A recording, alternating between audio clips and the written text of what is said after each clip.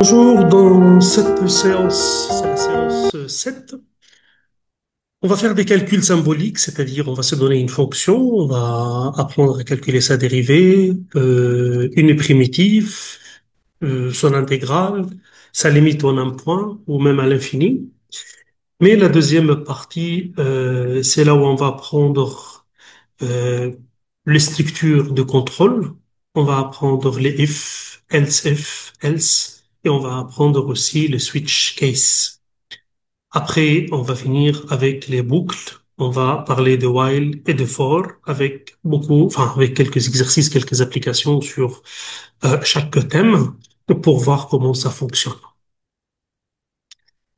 Le calcul symbolique, donc vous commencez par simx pour dire que votre variable c'est une variable symbolique. Vous définissez la fonction. La commande diff f et puis x, ça donne la dérivée de la fonction fx. Après, si vous voulez donner la valeur de f en un point, vous dites substitute, hein, saps. Vous utilisez la commande saps. Int fxx, ça donne une primitive. Et après, int fxx avec a, virgule b, ça donne l'intégrale de a à b. On va voir directement hein, comment ça fonctionne. Donc, je vais commencer par définir x comme étant un symbole. Puis je vais définir x par exemple, fx c'est x log x, donc f ln x. Et je vais appeler f', c'est la dérivée, donc c'est diff, c'est la différentielle de fx. Donc il va calculer la différentielle. Si vous voulez calculer la dérivée en un point, vous pouvez dire SAPS, la fonction dérivée s'appelait fp. Par exemple, au point 1, ben, si vous mettez au point 1, ça va donner log 1, c'est 0 plus 1, donc ça va donner 1. Si vous voulez calculer une primitive, donc je vais l'appeler P, égale n, ça c'est primitive, je l'avais appelé F, et la variable X. Donc ça c'est une primitive de X ln X. Si vous voulez calculer par contre l'intégrale, donc I égale n, la même chose, F, X, la même chose, mais j'introduis le borne d'intégration. Par exemple, j'intègre de 1 jusqu'à 2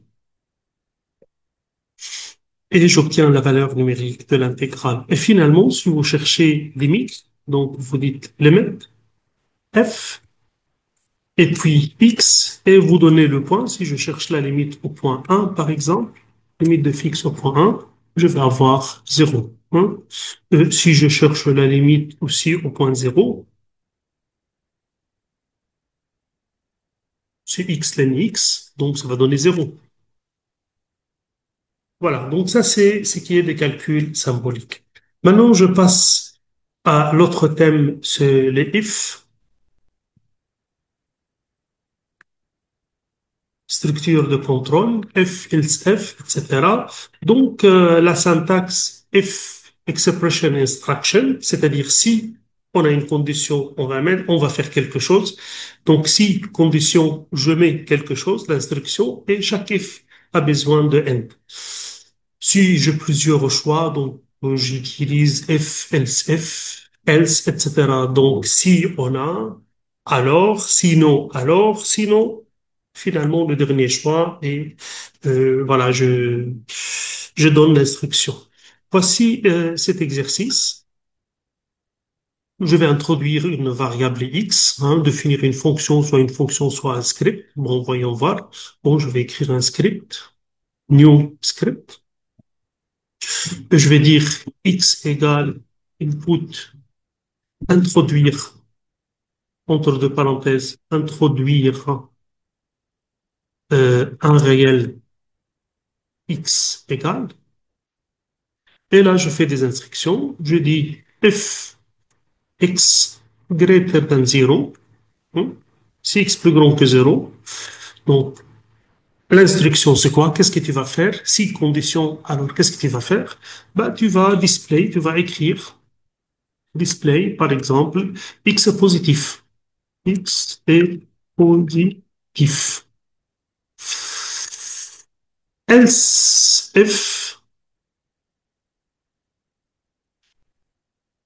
if, sinon, c'est-à-dire ça peut être négatif ou nul. Else if, display else if x plus petit que zéro, display x est négatif. X est négatif. Et il reste le dernier choix, else.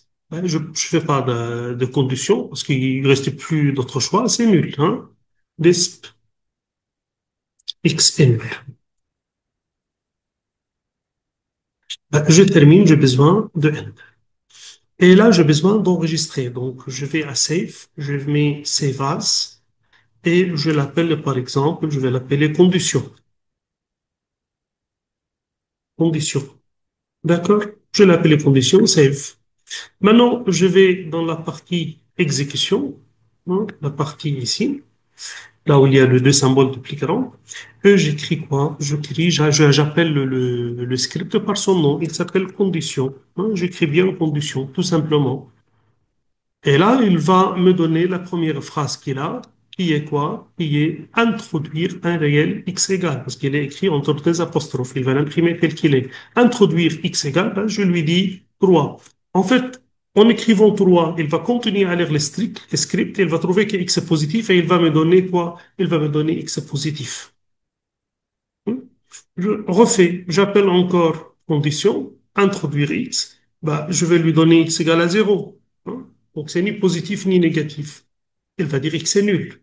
Hein. Je vais lui donner maintenant une valeur négative, par exemple -5, et il va me dire x est négatif. Donc c'est comme ça que j'utilise les conditions f et else.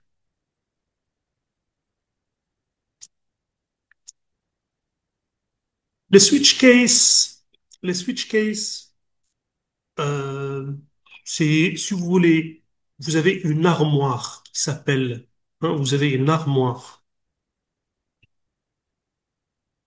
qui s'appelle bah, switch. Vous l'appelez quelque chose, hein, je vais l'appeler, bon, tout à l'heure, je donne un exemple. Par exemple, je l'appelle jour. Et il y a plusieurs tiroirs. Il y a plusieurs tiroirs. Si vous dites les jours en nom, les tiroirs sont donnés, il y a le nom des jours. Hein, les jours, c'est une variable. Les jours, hein, les switch case, les switch, on a dit c'est l'armoire jour. Et jour, c'est une variable. Elle peut avoir plusieurs valeurs. Valeur 1, valeur 2, valeur 3. Chaque valeur, ça correspond à un tiroir. Donc, dès que vous dites à la place de jour, vous mettez V1, ben, il va ouvrir le premier tiroir V1. Et là, vous avez mis quelque chose dans la valeur V1 qui est instruction 1. D'accord? Vous avez mis quelque chose dans V2 qui est instruction V2. Et à la fin, il y a un end. Je vous donne un exemple. Je vais donner un exemple. Par exemple, je vais donner l'exemple par exemple, traduction. Traduction. Français-anglais des jours de la semaine.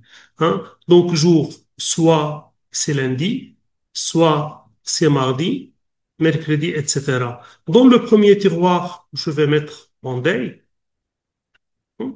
Dans le second jour, je vais mettre Tuesday, Wednesday, et ainsi de suite.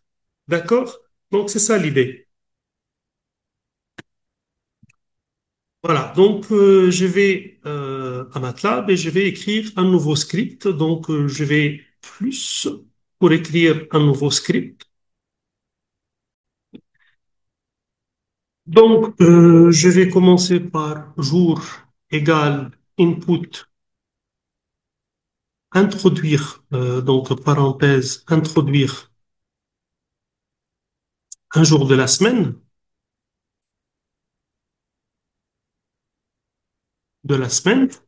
jour égal. Et là, c'est une variable caractère ou bien chaîne de caractères. Donc, lorsque vous introduisez jour égal Monday, jour égal lundi, vous l'introduisez entre deux apostrophes. Et là, je fais switch case. Switch plutôt. Donc, switch.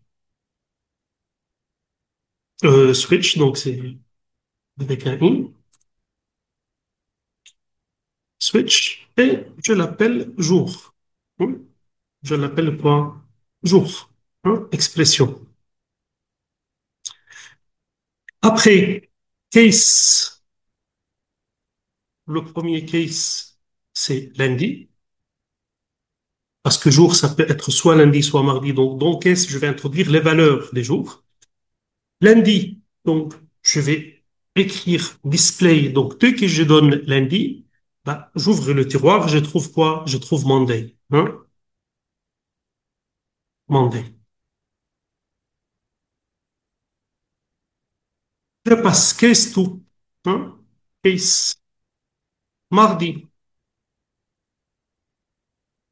entre des apostrophes. Display, entre des apostrophes. Tuesday.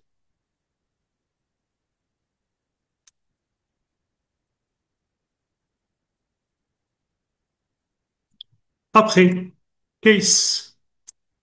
Le jour, ça peut être mercredi. Hein? Et là aussi, display, disp, entre des apostrophes, donc c'est Wednesday. Et case, sinon, je vais dire otherwise, ou bien pas case, je peux mettre otherwise, et là, disp, le week-end, hein, disp, jour de week-end, hein, le week-end, sans distinguer entre samedi et dimanche, et end. Et là, je vais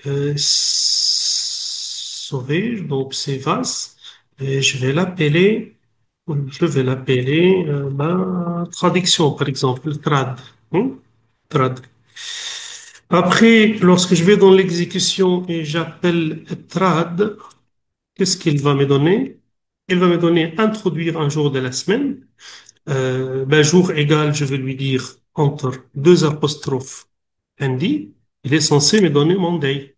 Hein? Monday. Je lui dis par exemple jeudi, entre deux apostrophes.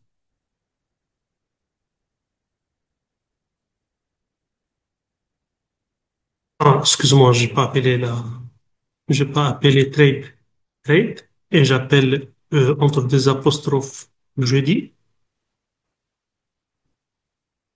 OK? Après, maintenant, je vais lui donner quelque chose que je n'ai pas donné, par exemple samedi. Hein? Trade, je l'appelle, je dis samedi, et il va me dire, ouais, c'est le week-end. Hein? Dimanche, c'est le week-end. Donc voilà, c'est comme ça que ça fonctionne, SwitchCase.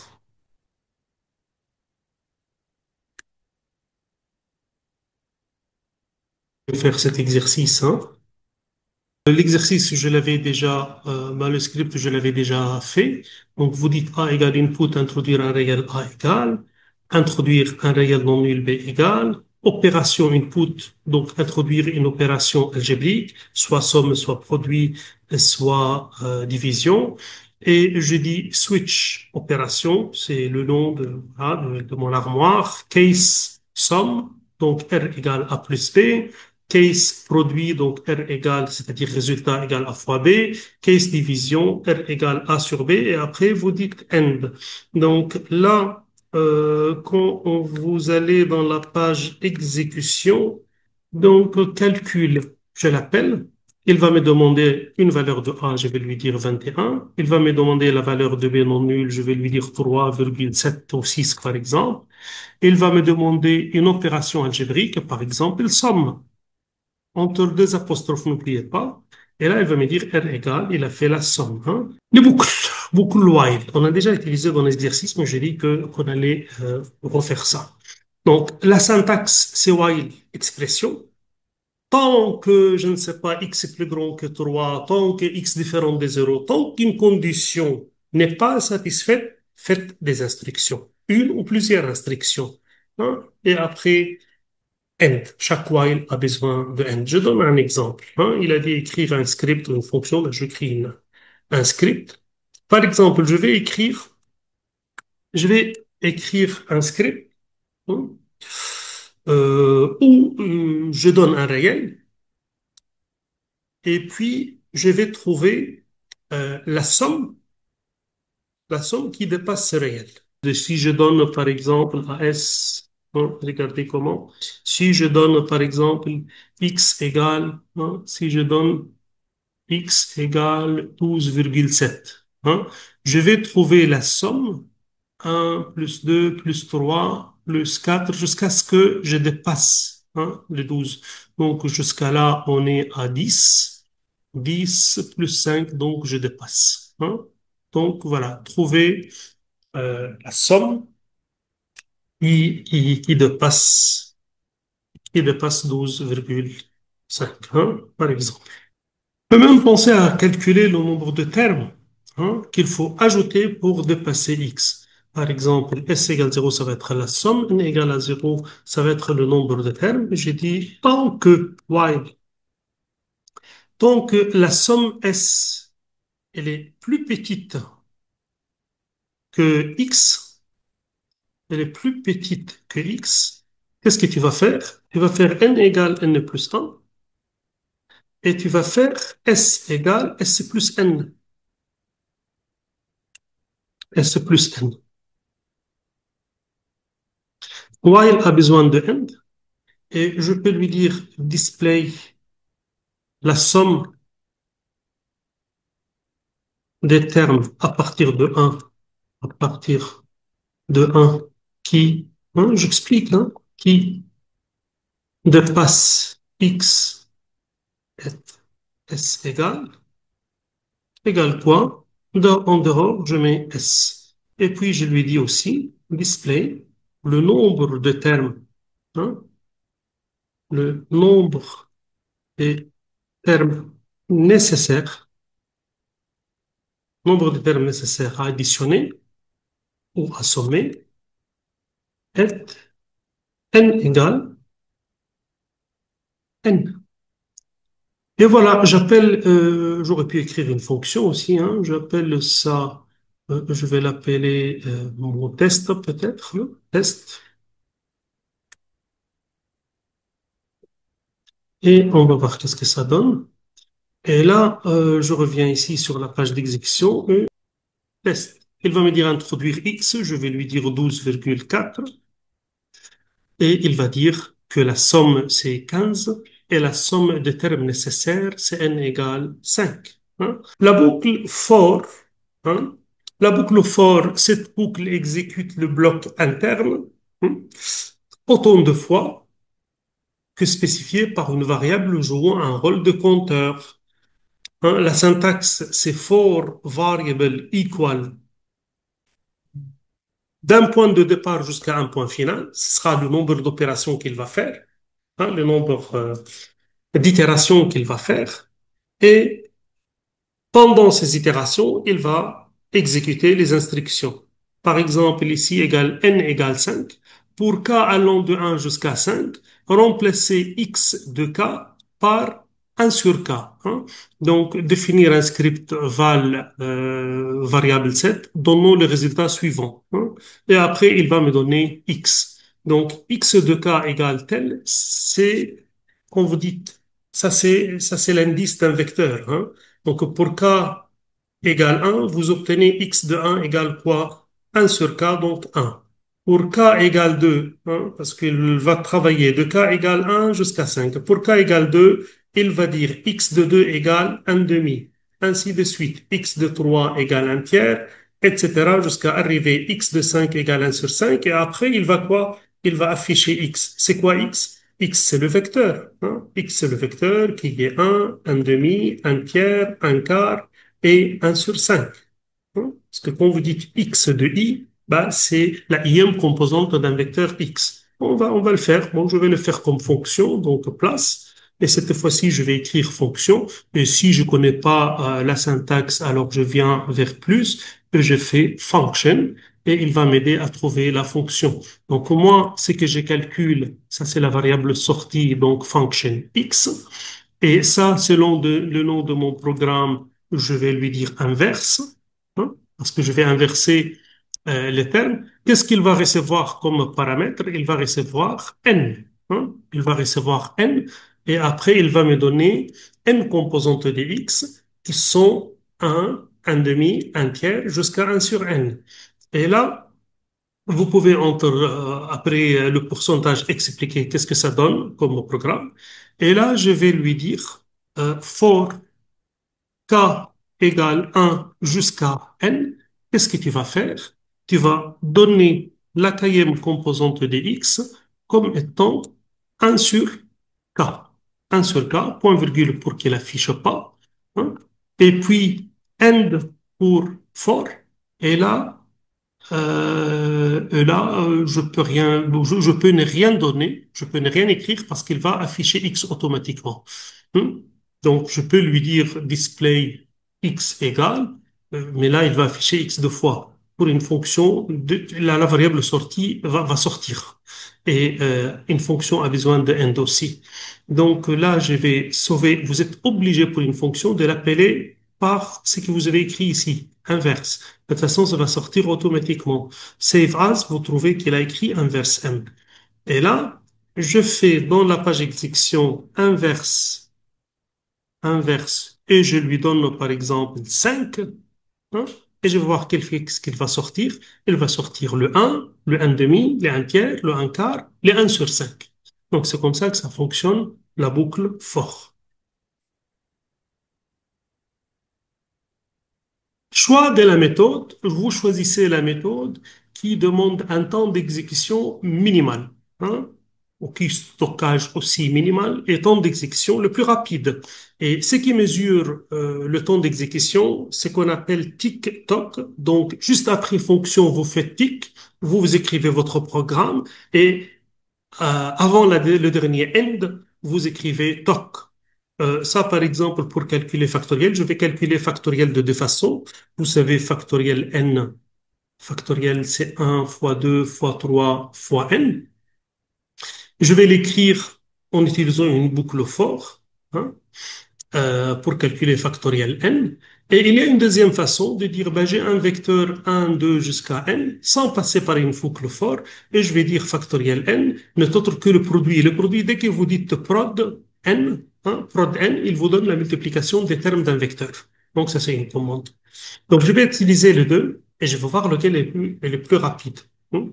Donc, je vais écrire une fonction ici, donc place function, et je vais l'appeler, la variable sortie, c'est f comme factoriel, et je vais l'appeler factoriel 1 pour dire que on a deux programmes, deux façons de l'écrire, factoriel 1, et le paramètre d'entrée, c'est un entier n, tout simplement, factoriel n, et comme l'initialisation d'une somme, c'est 0, l'initialisation d'un produit, c'est 1. Je lui dis f égale 1. Bon, après, vous pouvez dire si f égale à 0, 1, if n égale à 0, if n égale, donc c'est 2 égale, après le f égale à 0, vous savez que factoriel égale 1. Donc, f égale quoi? F égale 1. Else, sinon, vous dites f égale 1, et après, vous faites une boucle for k égale 1 jusqu'à n, f égale f multiplié par k. Parce que il prend pour k égale 1, il va rentrer, donc il va répéter ces itérations pour k allant de 1 jusqu'à n. Imaginez que k égale 3 que n égale à 3. Il dit pour k égale, pour lui k égale 1, 2, 3. Donc il vient, k égale 1, il descend pour faire exécuter l'instruction. Il dit que f égale f ancien qui était 1 fois k qui est 1. Donc f égale 1. Il remonte. K égale 2, il descend. F égale l'ancien f qui était 1 fois k, donc fois 2. Donc là, on est à 1 fois 2. Il remonte. K égale n qui est 3. Il descend. F égale l'ancien f qui était 1 fois 2 et fois k fois 3. Ent, hein. Donc là, on a fini. Bref, voilà, je peux dire factoriel f égale f1, display, si je veux, display. factoriel n, je vais dire factoriel n, je vais l'écrire comme ça, comme le symbole mathématique, factoriel n égale quoi? En dehors de la parenthèse égale f. Et je vais appeler ça comme on a écrit, et comme on a dit factoriel 1. Mais avant, je vais faire tic, parce qu'après, je vais mesurer le temps d'exécution et choisir la méthode la plus rapide. Je fais ici toc.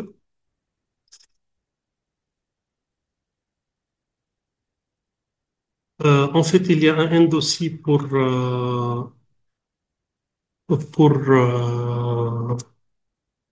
f. Donc, for a besoin de end, f a besoin de end, et le programme, hein, function a besoin de end. Voilà. Avant le dernier end, je mets toc. Et je fais save as. Il s'appelle factoriel 1, je vais le mettre. Et je vais écrire factoriel 1. Et par exemple, je cherche factoriel 4, hein, qui est en principe 24. En fait, je peux enlever cette phrase. Je peux enlever cette phrase parce que ce qu'il fait, il me donne la réponse deux fois. J'enlève cette phrase, je sauve et j'appelle la fonction et je vais trouver la réponse c'est 24, hein, factoriel 4. Donc la réponse c'est 24 et le temps c'est 0,3023. Donc je vais faire un nouveau programme, une nouvelle fonction, comme on a dit. Donc ça c'est f. Et je vais l'appeler factoriel 2, factoriel 2, et le paramètre d'entrée, c'est n. La même chose, si n égale 0, alors f égale 1. Else, bah, vous prenez le vecteur x égale de 1 jusqu'à n, donc 1, 2 points n, comme ça, il va sauter 1. Hein, l'incrément, c'est seulement 1, donc c'est 1, 2 jusqu'à n. Ça, c'est x.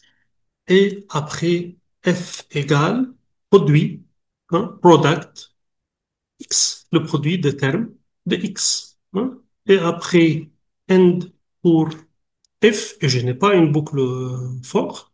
Et après, je fais toc. Hein, et il faut mettre un tick au début. Et voilà. Donc ça, je vais le sauver sous le nom factoriel 2 automatiquement. Et je veux voir qu'est-ce qu'elle va me donner comme temps d'exécution. Je vais mettre l'image là-haut. Et là, je vais lui dire factoriel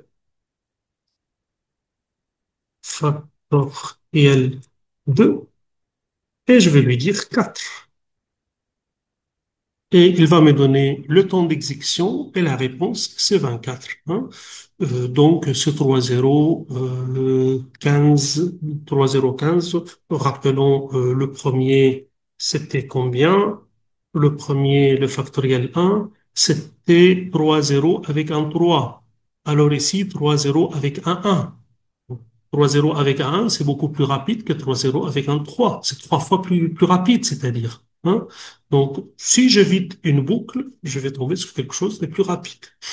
Et je pense que je vais m'arrêter là, et après avoir expliqué voilà, les calculs symboliques et les boucles et les conclusions. Merci et à la prochaine vidéo.